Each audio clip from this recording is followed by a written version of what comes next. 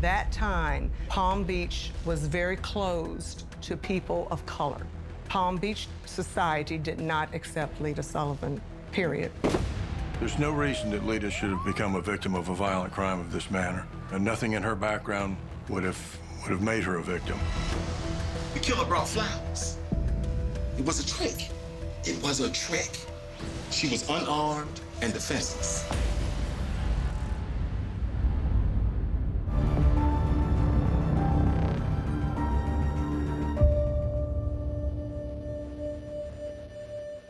In the early morning hours of January 16th, 1987, in an upscale community of Atlanta, Georgia, a beautiful 35-year-old woman named Lita McClinton was murdered.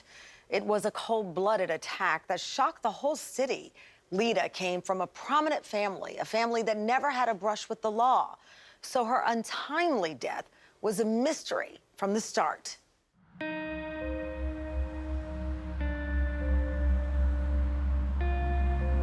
I came to know Lita in high school because we hung out with some of the same people and went to a lot of the same parties. We were really pretty good friends. The McClintons were very well known.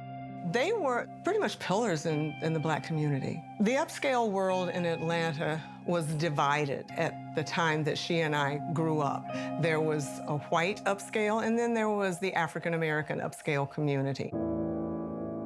James Sullivan's early life was in Boston. I think he grew up in the south side of Boston, so it wasn't the Brahmin that he pretended to be. James Sullivan came from not much money, but his uncle wound up leaving him a lot of money in the liquor business, but no one really knew that much about him in our world. Lita and Jim met at Lenox Mall. She was working at one of the stores, and one thing led to another, and they just hit it off, and that was it. It was love. Friends and family of Lita were very suspicious of how he got his money, where he came from, how he got where he was, and what his plans were. James and Lita Sullivan, when they moved to Palm Beach, were just a new couple on the island who happened to buy an oceanfront mansion. Really not all that unusual. The money he did have from his uncle's distillery didn't make him ultra rich. It sort of made him, lower level of rich people on Palm Beach. As far as Palm Beach standards, he was not a very wealthy person. I mean, I think he had a net worth of $5 or $6 million. That's spit in the ocean down there. There's old money down there, and he wasn't old money. It was new money, newfound money. When he moved to Palm Beach, James Sullivan said that he was a scion of the Hearst publishing family. Pretty big. Not true, but, he did have newspaper in his blood. Turns out his father had been a typesetter for a newspaper in Boston. So he came down with his lies and his story all, and a few $1 million, but that was not enough to get him to where he wanted to be. Jim Sullivan wanted to be Palm Beach elite. He tried so many different ways to get an entree into the Palm Beach society. Lita did not fit into that society, and she was holding him back from doing the things that he wanted to do. He wanted to be accepted. He was a blue-collar guy, and he was rubbing elbows with the white-collar people, the rich and famous people. A lot of big-name players down there, and he wanted to be part of that crowd. He just didn't have the credentials. At that time, Palm Beach was very closed to people of color. Lita was an albatross around Jim Sullivan's neck in that regard. He thought that she was going to be the belle of the ball, but Palm Beach society did not accept Lita Sullivan, period. Lita Sullivan did not like Palm Beach, and James Sullivan was not paying a lot of attention to her. He had already moved on, it seems to me. He had always tried to climb his way up the Palm Beach ladder. She wasn't interested in that. She went back home to Atlanta. Lita and Jim's marriage broke up because Lita was tired of the demands that he put on her to be involved in that society when she was rebuffed at every turn. And when she moved back to Atlanta, that was it. Jim Sullivan wanted the benefit of Florida law in divorces. And in Atlanta, a woman typically will get 50% or more of someone's estate. Jim was not going to have that at all. He would lose half of the money that he had. He would have lost money probably, which would have left him well out of Palm Beach society. His dreams of being a rich and famous Palm Beacher would have blown up in smoke. So, and the divorce began, and that was the beginning of the end. There was not a theft, there was not an assault, which to me said it was deliberately intended to take her life.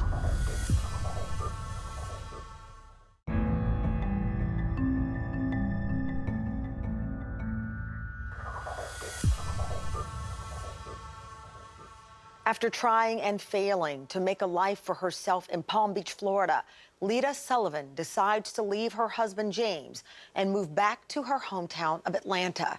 She'd done all she could to salvage her marriage, but James had chosen his pursuit of status over their future as a couple. Now estranged from her husband, Lita decides to make the preemptive move of filing for divorce in Georgia, which will give her a distinct advantage in the proceedings.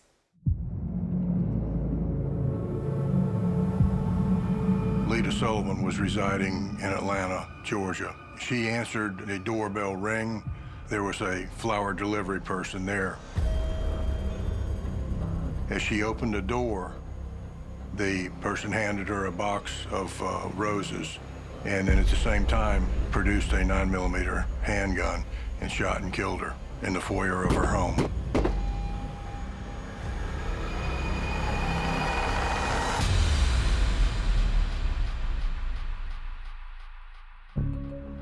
I was anchoring the news that day, and during one of our commercial breaks, the sports anchor came into the studio and he said, "Didn't you know Lita McClinton?" I said, "Yes," and he said, "She was just killed in her apartment," and I was flabbergasted. I was shocked. I was totally shocked. We don't know this individual. He did not know our daughter. He, we feel, is just one piece of the total puzzle.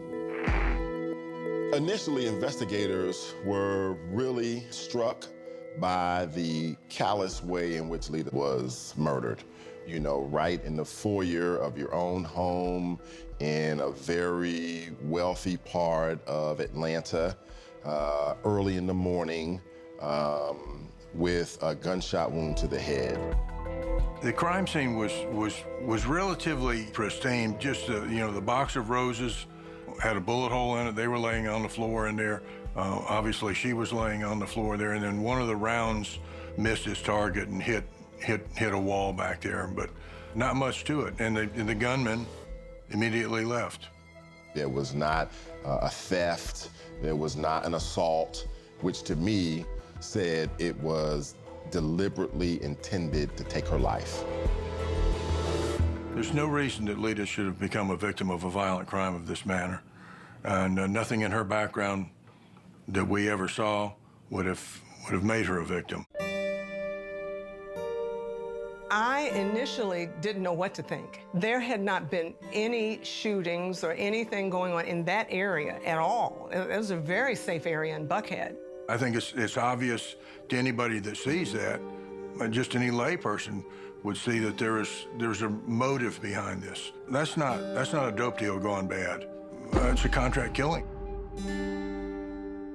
You know, there were some witnesses, one witness in particular that lived next door to her, saw the delivery person going up to her door, and his eyes met with the delivery person, the gunman, and he just thought that there was something sinister about this guy. Just moments later, he heard the gunshots. All arrows pointed to James Sullivan having something to do with this, even though he was, 1,200 miles away. Jim Sullivan became a suspect by the mere fact that they were going through a contentious divorce.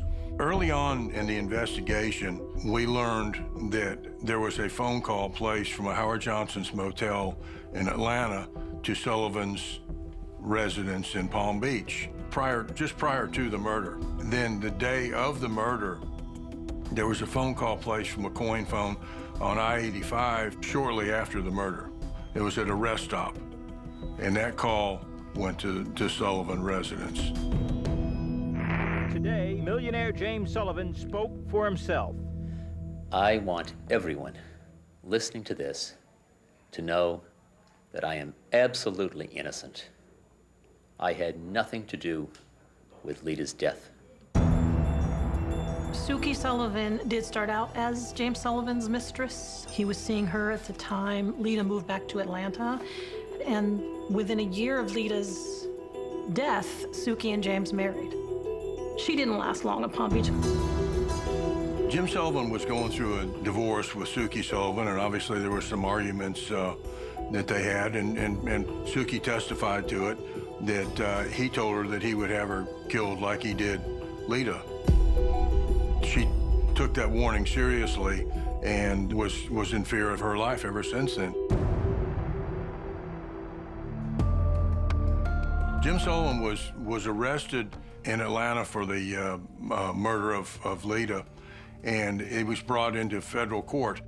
Well, there was tons of evidence of motive in that case, you know, millions and millions of dollars at stake. And then there were these outrageous circumstances of phone calls that were made from Atlanta, almost immediately preceding and then right after the shooting. 27 minutes after the shooting, exactly 27 minutes away from the house driving up I-85 to Swanee, someone made a collect phone call from a payphone back to Jim's house.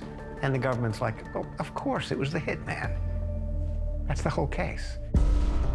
One of the most frustrating things was you knew that he was associated with it, you knew he had something to do with it, and he was getting away with it.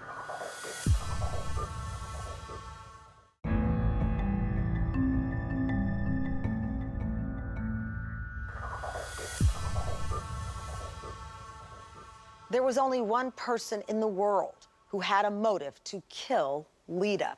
That was her husband, James, who was desperate to hang on to his multi-million-dollar fortune and whatever status he had among the Palm Beach elite. After being arrested and charged by the federal government with the murder of his wife, prosecutors will have to prove, beyond a reasonable doubt, that he ordered a hitman to kill Lita. Jim Sullivan was originally charged in federal court in 1992 and charged with murder for hire and hired the law firm where, at the time, I was the young lawyer on the case. My only job was to say there wasn't enough evidence to convict. That was my job. I said, but what were those phone calls? For all we know, someone was calling him and threatening him. If you don't send money, we're going to kill your wife. Or someone was calling and Jim was saying, don't do it, whatever you do, don't kill my wife. Who here can say beyond a reasonable doubt what Jim was saying on the phone? Judge Shub said, okay, I'm going to give some thought to this. And then we took a break. It was Friday. We came back Monday, and he said, I agree with Mr. Samuel. All charges are dismissed. We walked out of the courtroom. That was it. Case was over. That was 1992. I've had cases before where you know they committed the crime, but you just can't quite bring him over the finish line. One of the most frustrating things with the Sullivan case was you knew that he was associated with it, you knew he had something to do with it, and he was getting away with it. It was extremely difficult to know that Jim Sullivan slipped through the federal charges. At every turn, it seemed like Jim Sullivan was like the Teflon Don. He could not be touched. The Jim Sullivan story did not end. He moved back to Florida, and he was sued by the family. The family of Lita Sullivan got a multi-million-dollar verdict. Jury believed he did it. So suddenly Jim has a multi-million-dollar debt. Jim likes money, so Jim fled, and he moved to Costa Rica. Lita's parents were contacted by a television program, Extra. As it turned out, it was a good move. After the Extra show, a lady in Texas, Belinda Trahan, who had been the girlfriend of Tony Harwood, who turns out to be the killer in this matter, they saw the production and contacted the authorities. Belinda Trahan told a friend of hers at this law firm where they worked, and that person told the lawyer that she worked for, that she was going to meet this guy, and he was suspected of killing a woman and delivering her some flowers. That attorney mentioned it to his wife, and his wife said, "I saw that show. That's true. She knows what she's talking about. That really did happen." So he, the attorney, reached out to an attorney friend who knew a GBI agent. So we started the ball rolling, and we went to Texas and interviewed Belinda Trahan. She provided details that only a person associated with the crime would know. We got an arrest warrant for Tony Harwood and knocked on his door.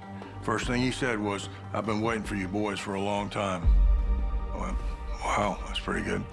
Put him in the car, took him to the police station, and he confessed to the crime. He would not ever say that he was the gunman. He just said he was there, he drove the getaway car, broke down crying, and then told us that Jim Sullivan's the one that hired him and paid him the $25,000 for the murder. Based on that evidence, we secured an arrest warrant for Jim Sullivan shortly thereafter. That day that Jim Sullivan was finally indicted for murder was a wonderful day. It really was, because it was long overdue that he would finally be brought to justice for his involvement in the death of his wife, Lita. In 1999 or 2000, I get a phone call from Paul Howard, who's the DA in Fulton County. He says, "Don, we'd like Jim Sullivan to turn himself in." Turn himself in for what?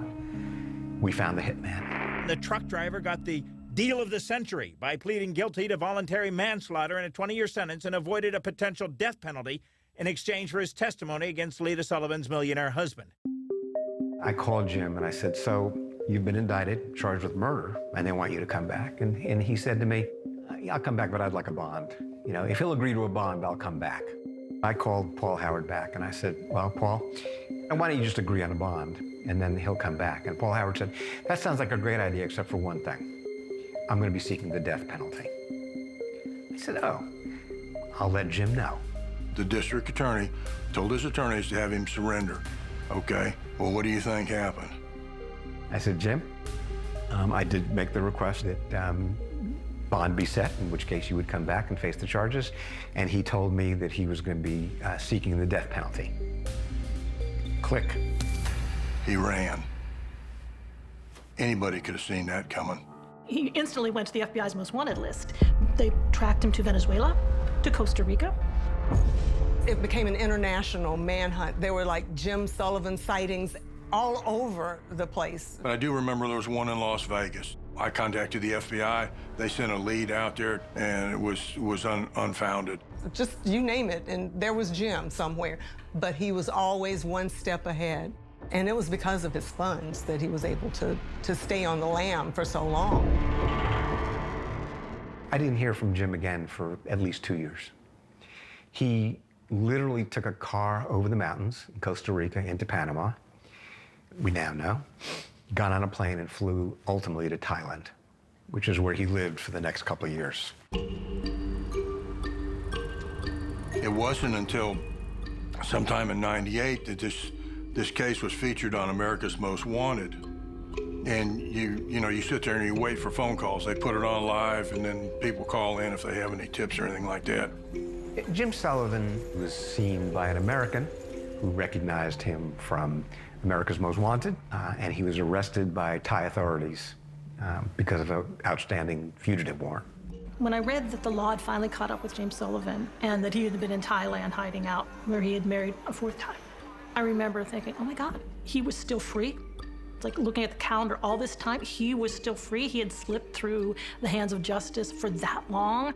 All of the publicity that had surrounded this case for so long finally came to fruition. It finally brought him to justice. Someone recognized him, and they caught him. He asked me if I knew anybody that could possibly take care of his problem. I assumed that he meant to kill her.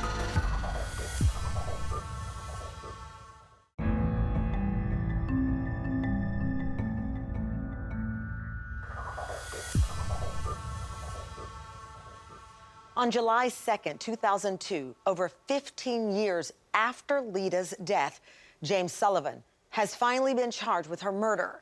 For the family and friends of Lita, it is a welcome relief that is long overdue. For Fulton County prosecutors, it is a chance to remind James Sullivan that no one is above the law. On the morning of January 16, 1987, Lita McClinton Sullivan opened her door to a hitman carrying flowers. That morning, she greeted her killer with "Good morning" as she opened the door. And "good morning" was the last thing that Lita ever said. For us, the strategy was to tell a chronological story to the jurors that would educate them, it would inform them, and ultimately persuade them that Sullivan was, in fact, the person responsible. Jim Sullivan killed his wife. The state is going to prove it. We ask that you find him guilty at the close of all this evidence and end 19 years of waiting for her family. Thank you. This trial was extremely important.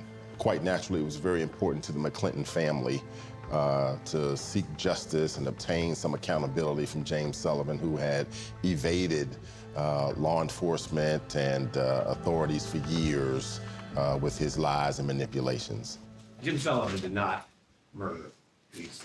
He did not murder his wife. He didn't hire anybody to murder his wife. The last thing in the world Jim Sullivan wanted in 1987 was for Lita Sullivan to be murdered. Despite the efforts of the United States Attorney's Office, the Florida Department of Law Enforcement, the GBI, the North Carolina Police, the FBI, choose your agency that's been involved in this. Choose your prosecutor's office. There's not one shred of evidence that Mr. Sullivan ever paid anybody anything. James Sullivan showed no signs of grief in the immediate aftermath of Lita's murder. Sullivan did try to throw a lot of theories out there that would make him look a little less culpable. So he tried to sully Lita's name, hinting about drug involvement, and maybe it was something like that. He is not guilty. He is not guilty of the charges. And I ask you to return a verdict after you've heard from these.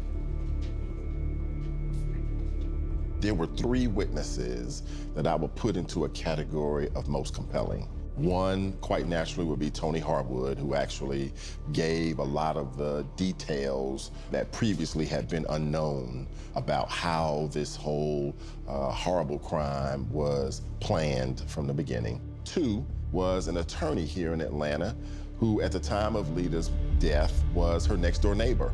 And the third most compelling witness, I would say, I think Belinda Trahan. Trahan, at the time, was Tony Harwood's longtime girlfriend.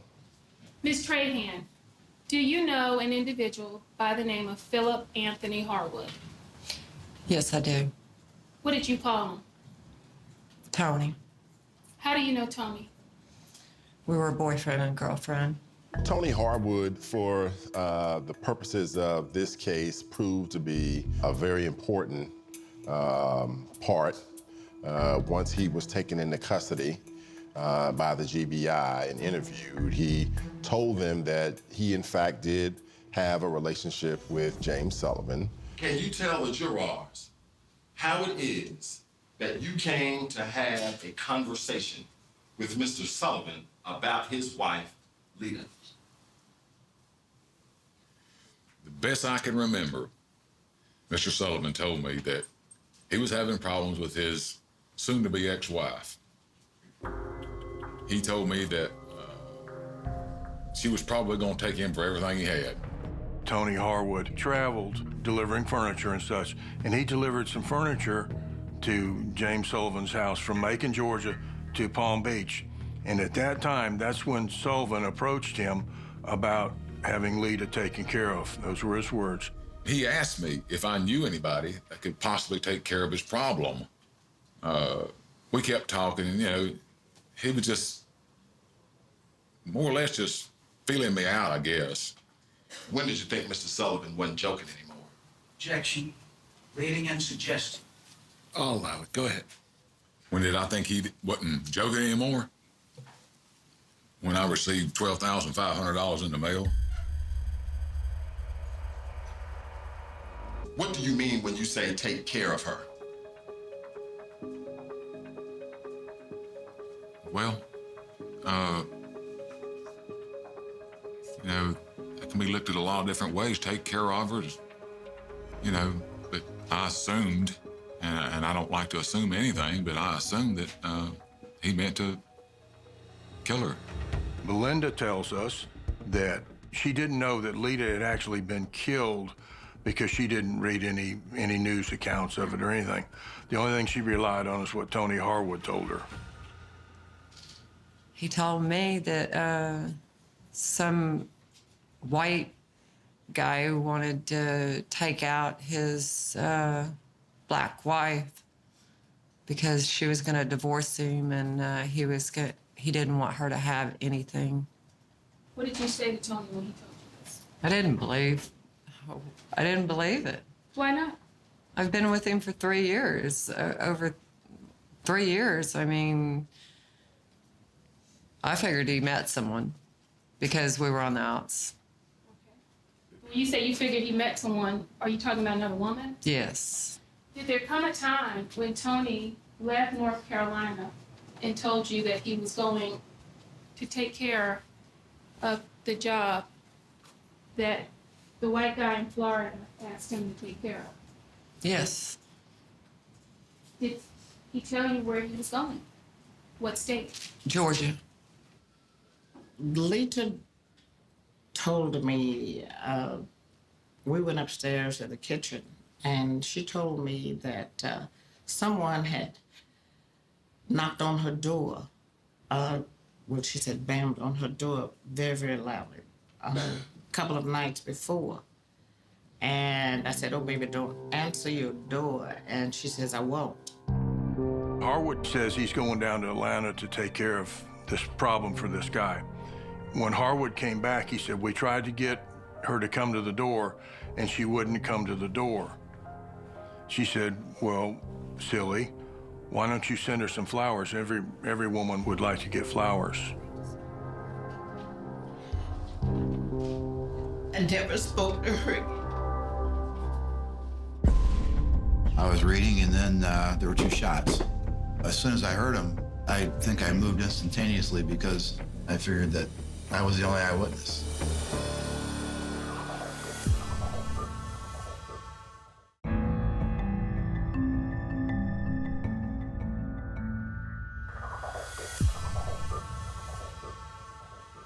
Although James Sullivan had every reason in the world to murder his wife, Lita, authorities were not able to produce any hard evidence against him for the crime, which allowed him to evade punishment for almost 2 decades. Now, attorneys for the Fulton County Prosecutor's Office will have to rely on the testimony of a hitman and his ex-girlfriend in order to convince the jury of Sullivan's guilt. When you made the statement to take flowers to the woman to get her to answer the door, did you in any way mean for that to be a suggestion as to how to get the job accomplished? No, not at all. After that conversation, did there come a time when Tony left again to take a trip? Yes, he did. Do you know where he was going? Georgia. From my undercover experience working narcotics, recordings were everything. When I met with Belinda in Texas, I said, can you get him on the phone, and can you tell him that you saw this television show and the composite that they had on there, that it looks like you. So we recorded, and she called him and said, Tony, I saw this television show about that thing you told me about in 1987. It's real. It was the flowers, everything is real. And they have an etching of you that looks just like you. And then he responds back, well, that couldn't be. I wasn't there. There were some other people there. Now, tell the jurors, who is John? John is the man that killed Lita Sullivan. John's a real person. Yes, sir. What kind of occupation does John have? I don't know now, but at the time he worked in a topless bar. Were you ever able to identify a general bartender? No. To this day, Agent Lang, do you know who was with Tony Harwood when he came to murder Lita Sullivan? No, I don't.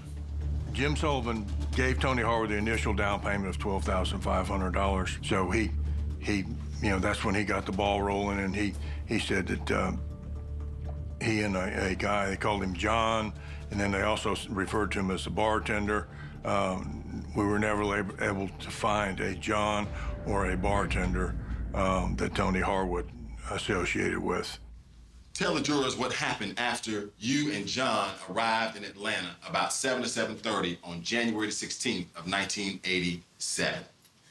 Got the flowers and got back to the car, and he drove down the street, parked. And he took the flowers and went to the condo, and then I heard 2 shots. Here he come running back. I drove off. Tell the jurors what you saw when you came outside and put your trash out. All right, well, as I mentioned, I came out and I looked out, and there was a guy standing on Lita's porch. And I sort of made note of him because it's 8:15 in the morning. Why is somebody standing on Lita's porch? And something was just telling me, don't mess with this guy, don't go any closer to him. So I turned around, and he turned around as well. And can you tell the jurors what is the next thing that happened? Well, the next thing that happened was, as I said, I heard the voice. I was reading, and then there were 2 shots. I think I moved instantaneously because, I just locked eyes with this guy a minute before or whatever it was, and I figured that I was the only eyewitness. And so why wouldn't he want to get me as well? So I immediately dropped the newspaper and then crouched down right behind this wall here. Can you give the jury some idea who most resembles the person you saw with the flower box that morning? Would it surprise you to know that it is Philip Anthony Harwood? Objection, testimony. Sustained. Of the 300 million individuals that live in this country, what is the likelihood that a person who was identified by Robert Christensen as being a hitman is the same person who delivered James Sullivan's furniture to him in West Palm Beach, Florida? When he came home from that trip, of course, again, then I said, well, did you have a good time? And he said that the job was done. Was there a time that Tony told you he could prove it to you? He told me, let's go for a ride. She was present when Sullivan paid Tony Harwood the rest of the money for the contract killing. It was just a little, like maybe a Denny's restaurant somewhere near Wildwood, Florida, somewhere in that vicinity. And she went with Tony down there because she just still didn't believe everything. He walked up to the booth and looked at me. Well, actually, it was on this side. Let me get it right. He walked up to the booth and he looked me directly in the eyes. I made eye contact with him. And then he turned to Tony and he said, what is she doing? He said what? What is she doing? And did he say it in a tone like that? Yes, he was very angry. She met Sullivan in there, and he said something, well, what's she doing here? And that's my girlfriend. But she was there and present when the money transferred. He wasn't there very long, and then pushed the paper across the table like this. Did you actually see him push the paper across the table as you were looking at it? That's when I turned and looked at the paper and the well-manicured hand. And then Tony put his hand on it and took it from there. And the other guy pulled his hand back. If you were to see that person again, would you be able to identify? Most definitely. He has destroyed many lives. If you would, Ms. Trahan, I'd like for you to look around this courtroom and tell me if you see the person that you saw in that restaurant back in 1987. Yes, I do. Please, point him out. It's right there. He can't even make eye contact. He's wearing glasses, light gray hair, blue suit. Are his arms folded or not? Folded. Your Honor, may the record reflect the witness has identified the defendant, James Sullivan. After all these years, she was able to pick Sullivan out as being the person that paid Tony Harwood the money, which is really, really significant. Did you say anything to Mr. Sullivan at the time he gave you the money? Do you remember saying anything to him? I told him that I didn't kill his wife. So what about the money? What about it? Why did you go to pick it up if you didn't have anything to do with it? I was scared. I mean, what's he gonna think if I don't take the last part of the money? What were you scared of? Him. Why? He paid me to have somebody kill his wife. What do you, I mean, you don't think he'd want to take care of loose ends? I have served on juries before, so who knows what's going to happen. We, the jury, find the defendant, James Vincent Sullivan,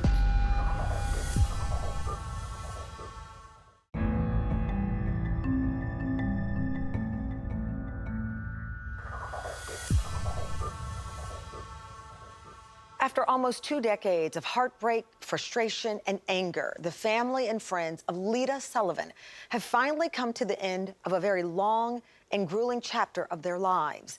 The only question now is whether Clint Rucker and his prosecution team have built enough of a compelling case to convince the jurors of James Sullivan's culpability in Lita's murder. Mr. Rucker said to you today, you can trust Tony Harwood to some extent. You can trust him. You remember my opening statement? It wasn't all that long ago, and how I described Tony Harwood to you? I think I described him as a little bit like a snowflake. Remember? No two versions are ever the same. I should have said a maniacal, pathological, sociopath murderer. That would have been a little more accurate than a snowflake, I suppose.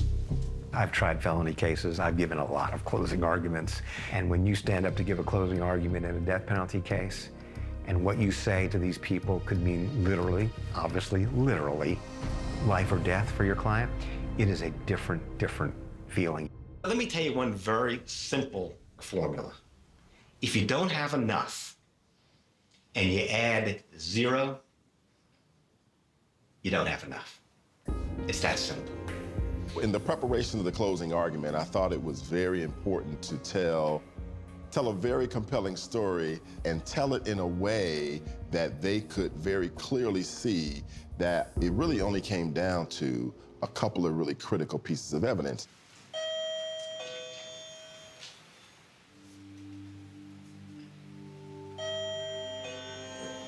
I actually went to a hardware store and I was able to obtain a wireless doorbell that I brought into the courtroom before anyone arrived that morning of the closing, and positioned it in the courtroom so that I could operate it at the appropriate time. See, this doorbell, although it's used by me to get your attention, was used for a different purpose on January the 16th of 1987. It was used to lure Lita to the door. It's the reason why the killer brought flowers. It was a trick. It was a trick. She was unarmed and defenseless. Ernest Hemingway had written For Whom the Bell Tolls, and the very famous quote from the novel is, "And therefore never sin to know for whom the bell tolls. For whom the bell tolls." I wanted to find a very dramatic way to convey to the jurors a sense of the fear that Lita must have been feeling at the time that she confronted Tony Harwood. Tell him that it tolls for thee. For you. For you.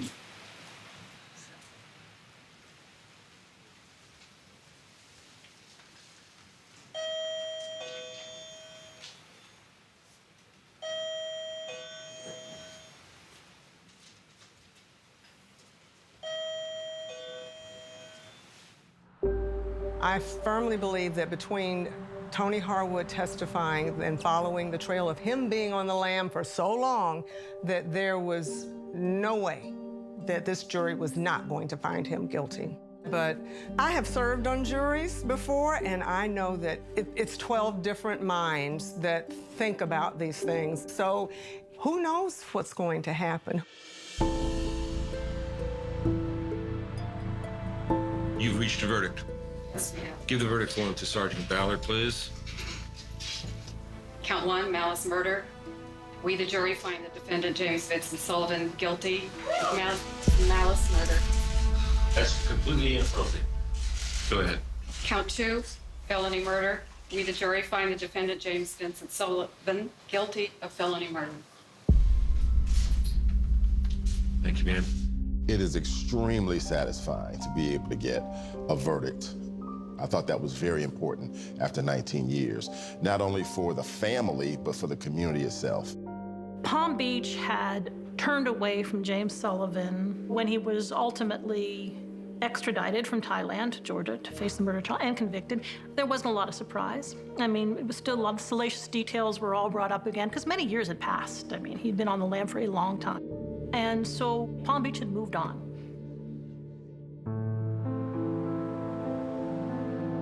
Mr. Sullivan, on count 1, you are sentenced to life in prison without the possibility of parole. Count 2, I think the state is correct, merges into count 1.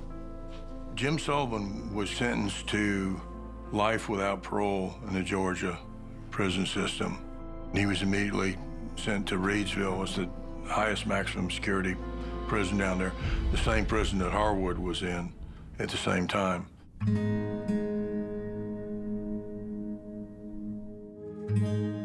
All of my memories of Lita are wonderful, great memories. You have to hold on to those memories of the good times in order to not think about the horrible outcomes. It was just a tragedy that such a beautiful person was lost for no reason but money. In exchange for his testimony against James Sullivan, Tony Harwood struck a deal with the state of Georgia that would limit his sentence to 20 years. He was released from prison in May of 2018 after serving his full term. James Sullivan is currently serving out his life sentence in the Floyd County Correctional Institution. I'm Tamron Hall. Thank you for watching Someone They Knew.